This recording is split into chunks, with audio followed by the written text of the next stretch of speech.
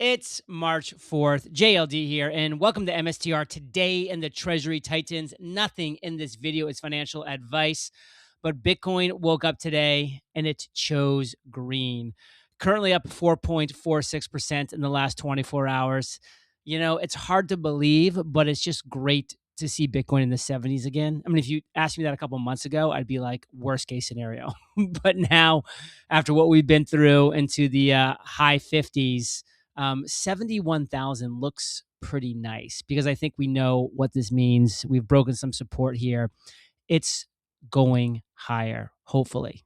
Always hopefully, because we're living in a pretty crazy world right now. We know everything that's going on geopolitically, the macroeconomics, a lot of interesting things going on, but Bitcoin is so strong in the meantime.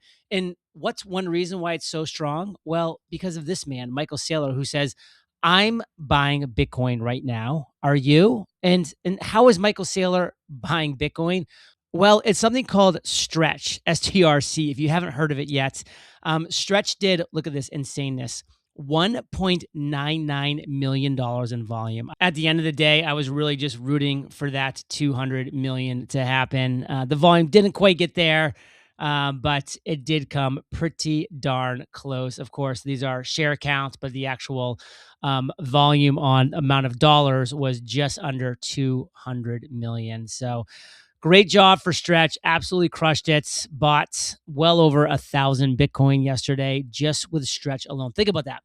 One day, 1,000 Bitcoin, all from Stretch. I mean, absolutely amazing. And on that note, Adam says $70 million raised today from Stretch alone. What do you think they raised in MSTR shares? Probably another 70 million. You are not bullish enough. And then this is today's total from Stretch. Again, this is, an estimation from strc.live, but they've been within 5% for the past few weeks. So they really have it dialed in here. So I highly recommend checking out that site. It's kind of fun just to see how Stretch is doing throughout the day and all that amazing jazz. Rajat says, every Bitcoin that MSTR buys makes Stretch stronger. As Stretch gets stronger, MSTR gets to buy more Bitcoin. The feedback loop is endless. MSTR will reach 1 million Bitcoin faster than most people think. You are not bullish enough. Agreed, Rajat. I agree. Rob says, it'll be so obvious in hindsight. You just don't say no one ever told you what was happening. It's simple financial physics. Unlimited fiat meets limited Bitcoin. And a Bitcoin maxi psychopath that created a portal for fiat to flow into Bitcoin, dangling a massive carrot, 11.5% ROC dividend. And of course, ROC is return of capital, which means you're not paying taxes for 10 years deferred. And each Bitcoin that he takes off the market makes the market tighter and tighter, making it easier for the market price to rise faster than the interest rate paid as a result. The problem? Everyone wants immediate gratification. The strategy is playing out. It just takes time. Stretch pounding at $100 is the next signal we need that it's working. This setup is insanely bullish, not financial advice. Rob's been posting some great stuff recently, so love to see it. And then Mark says, demand for Stretch is accelerating. This is APYX, an extra 1.5 million of Stretch purchase today. Check. They bought 15,000 shares of Stretch. And guess what? This is just the beginning. There's going to be 100 APYXs all doing this all at the same time. The reflexive flywheel is going to be insane. These are the early movers right here that you're seeing. Buck, APYX, etc. It's going to get crazy, and Michael Saylor is ready for it. Rob says, I think about this often. I have zero doubt that MSTR will reach 1 million coins. Heck, 1.5 million seems likely. 2 million seems far off, but the market is pretty dumb. Is there a point where other actors just choose not to play? Do central banks eventually say they can't buy an asset where 10% of the supply is controlled by one entity, an entity that is not a country / superpower like the U.S. holding gold?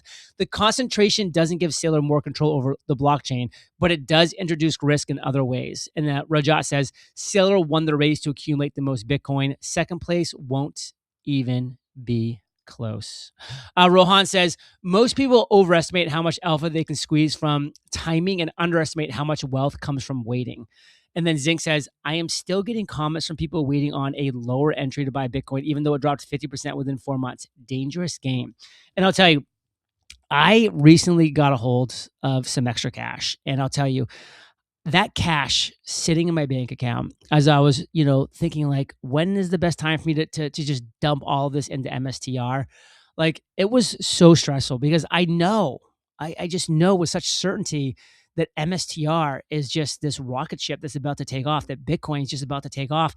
Like every time the price moved up like 100 or 200 or $500 Bitcoin, I'm talking about, I was like, oh my God, like I've just missed it. And it was like the worst feeling in the world.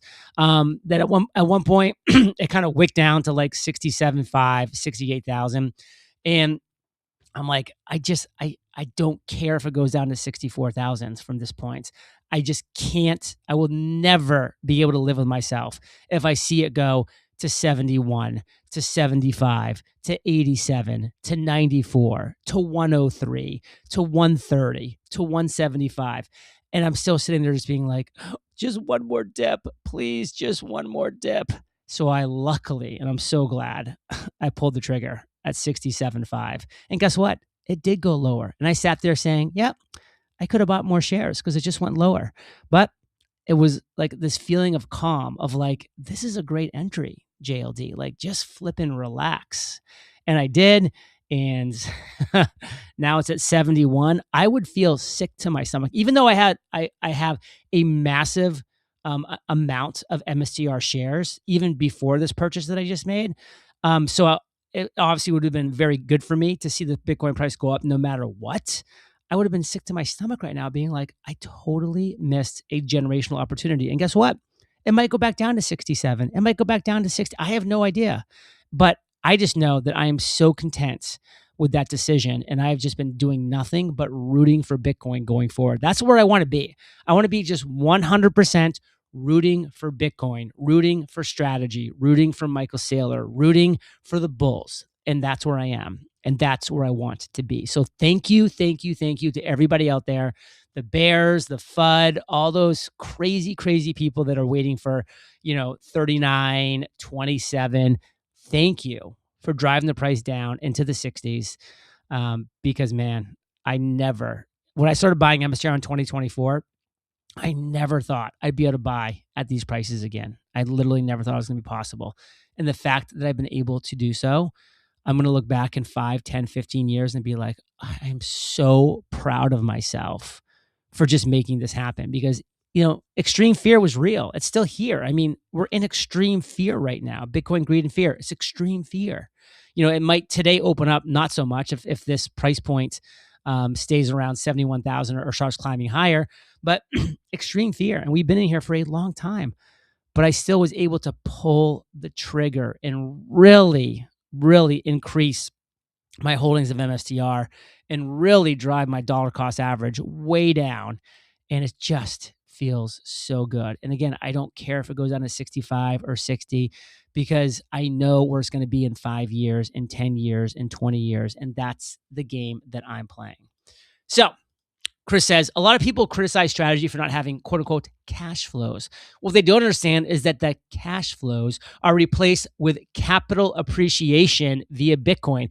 If you are not bullish Bitcoin, if you do not believe that Bitcoin is going to appreciate, if you do not believe Bitcoin is going up and to the right at around a 30% or more CAGR for the next 5, 10, 15 years, you probably should not be investing in this because you can probably do better in other areas if you think Bitcoin is only going to be going up 5%, 10% or so per year. Go find other things to invest in. This is for the Bitcoin bulls. Dan says, Dan's commenting on this, so I'll read upper echelon first.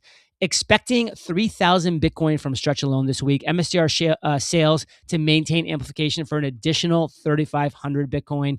7,500 at 66 to 67,000. Insane. And actually, he's probably not going to be able to buy at those rates anymore since we're already up to 71 right now. But it'll still be great generational opportunity buys for Saylor and strategy. And I think actually 3,000 Bitcoin from Stretch alone this week is probably on the low side. I'm actually going to think it's going to be more between 4,000 to 5,000. And then this is important. MSTR sales to maintain amplification for an additional 3,500. Remember, Michael Saylor is going to have to continue to ATM MSTR to expand the capital base that's going to allow him to continue to ATM Stretch. as much as he wants to. Like I've seen some people, even like British Hodl, like commented on one of his posts because he was like, "Oh, they're going to be able to really ease off on the MSTR ATM." Like, no, not really. Like, we don't want to because we want more Bitcoin. So let's keep ATMing MSTR as much as we can because it's been proven 100% that it does not affect the sales price. It does affect sentiment, but it doesn't affect the actual sale price in the moment. So in a bull market, especially when sentiment's turning, you want to be ATMing MSTR common as much as possible, in my opinion, and in Saylor's opinion, because he's looking to expand out the capital base as much as possible.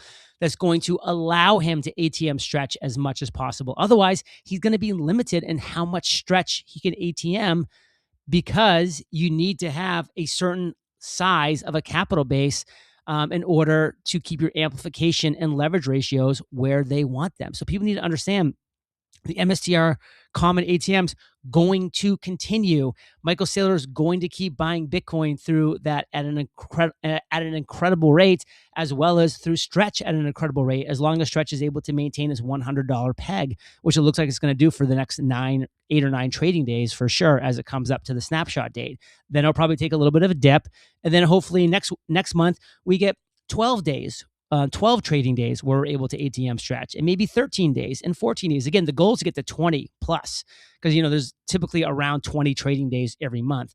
The goal is to be able to ATM stretch every single day. That might be months or years into the future, but that's the direction that we're moving in. But to do that, MSTR's capital stack has to expand. He has to expand the capital. So he's going to keep ATMing MSTR a ton is my read of the situation for everything that I'm gathering from listening to Saylor Talk. Speaking of Saylor Talk, we have a great Saylor Talk coming up as soon as we get back from thanking our sponsor. If you're building in the Bitcoin era, structure matters. Treasury strategy, capital allocation, entity structure, it all starts with a solid foundation. And when you're ready to form your business the right way, Northwest Registered Agent helps you do more than just file paperwork. With Northwest, you don't just create an LLC. You build a complete business identity from day one. That means registered agent service, a real business address, operating agreement, domain, website, professional email, phone number, and built-in privacy. No juggling vendors, no sketchy upsells, no selling your data. They've been doing this for nearly 30 years, and they're the largest registered agent and LLC service in the US with over 1,500 corporate guides, real humans who know your local laws and actually pick up the phone. Northwest handles everything in-house, which means fewer hands on your data and privacy by default for every customer. Don't pay hundreds or thousands of dollars for what you can get from Northwest for free. Visit northwestregisteredagent.com/JLD free and start using free resources to build something amazing. Get more with Northwest Registered Agent at northwestregisteredagent.com/JLD free. You literally have 25 times as much income after 20 years. If you're interested in generational wealth transfer, this is an incredibly powerful vehicle, right? It's so powerful, it kind of makes you sick to think you might pursue the alternative. And if you're a company, you can see that, your choices collect 3.6% from a money market or the equivalent of a digital bank that pays you 17% in New York City. So, who are the real disadvantaged players in the credit market? It's the individuals that pay their taxes and operating companies. Because your nonprofits, your endowments, your insurance companies, they just don't pay tax. The government doesn't pay tax. So if you actually work for a living or your company works for a living and does stuff, you're the one that benefits from this kind of instrument. And we've gone around the world talking to companies about buying Bitcoin. Well, what I've concluded is that Bitcoin for corporations is stretch. Like if you go to most companies with hundreds of millions of dollars of capital and working capital, it's probably easier for them and better for them to buy Stretch than it is to buy Bitcoin. It's very difficult for them to convince the board of directors that they should buy a 40-vol asset that with no cash flows, that they have to mark to market every quarter because it might screw with their P&L. But on the other hand, convincing the board of directors that they should actually collect 2 or 4 times more cash flow and not have volatility, that's easier. It's like instead of you taking 100 million and buying Bitcoin and getting on the roller coaster, just give me the 100 million. I will accept all the risk. I will accept the roller coaster. I'll over collateralize it. I will give you the 10 or 11% yield back. I'll solve the tax problem. And I promise not to sell the Bitcoin. And so we're in the business of not selling Bitcoin. We got very good at it. We have a PhD in hodling, you know? And so I figure, why don't we just hodl for the thousands of companies instead of try to convince everybody else to do what we're doing and convince their shareholders and their board of directors? So then you see this chart, right? And what is this saying? Look, if your time horizon is less than 4 years, you need the money in 12 months. You need the money in 24 months. You need the money in 6 months. You need the money to make payroll. That's working capital. You put that into a credit instrument like Stretch. If you don't need the money for 4 years, if you're a capital investor and you've got a 10-year, 20-year time horizon and you just want to get wealthy, well, then you either buy digital capital, which is Bitcoin, because there's no counterparty risk, and that has the most optionality, or you buy digital equity, amplified Bitcoin, like MSTR, because there you're getting more Bitcoin. But you have to have a long time horizon. 4 years is the minimum, in my opinion. 10 years is a healthier. 7 to 10 years is the right time horizon for that. And of course, what you see, which is not disputable, is there's not a person in the world or a company on earth that doesn't have capital they need in the next 4 years. There's a huge amount of capital that's tied up in making payroll or paying the annual bonus to the salespeople at the end of December. It's like, I've got it sitting on the balance sheet. I'm generating 2% after tax, but maybe I'd like to get 10% untaxed, right? Maybe I'd like 5 times as much. And so what's the impact of actually allocating a corporate treasury to Stretch? Well, you can see here, if you put 35% of your treasury into STRC, you double your cash flow. It doubles the cash flow of a company to put 35% in. If you're a public company, you probably don't want to go above 40%. But if you're a closely held private company, you could go to 60, 70, 80%. The difference between holding T-bills and holding Stretch is 2.9 million versus 11.3 million a year. Right? It's not quite, it's almost 4 times as much cash flow. And what about the rest? Well, look, I was saying to a company is in the Bitcoin space. I said, you're in the Bitcoin space. If Bitcoin goes to zero, you don't have much of a business. So that being the case, you've already absorbed the existential risk of Bitcoin going to zero. So rather than collect 2.9 million a year, why don't you collect 11 million a year? Right? You might as well make 4 times your money. You've already accepted the Bitcoin existential risk. So for people that believe in digital capital and digital assets, it's a no-brainer. Just quadruple your treasury or double your treasury yield. What's the second best? There is no second best.